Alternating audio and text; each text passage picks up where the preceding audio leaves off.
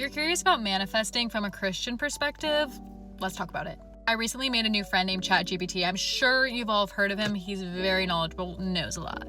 I wanted to know what the root word of manifest was, and after much research, literally just my one question, was that it actually meant hand, implying something clear and visible, tangible to touch. The thing I've heard often about manifestation is if I visualize it enough, the universe will give it to me. The things we speak into existence is not from our own power, it's literally from God's, and the Bible shows this in Genesis 1:3. And then God said, "Let there be light." Reality is we are a vessel that God works through. It's God's ability to make everything come into play, not our own. We get to partner with God, believing and trusting that the things that we are asking for, He's going to do because they are aligned with His will.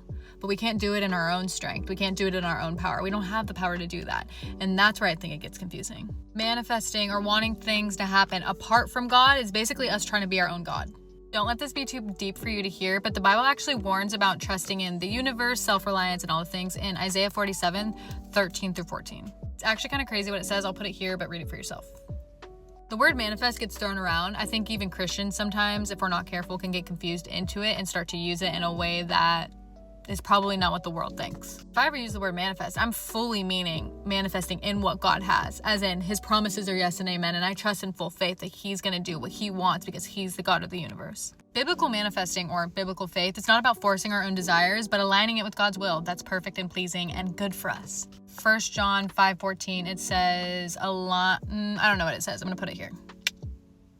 Basically, New Age manifestation, I attract what I want. Biblical faith and what we should manifest is I trust God is going to provide exactly what I need because He knows, and He's going to do that because He cares. Instead of manifesting, let's focus on praying with faith, trusting in God's timing, and aligning our will with God's will because it's perfect, pleasing, and good, and you will not regret it. Hope this helps.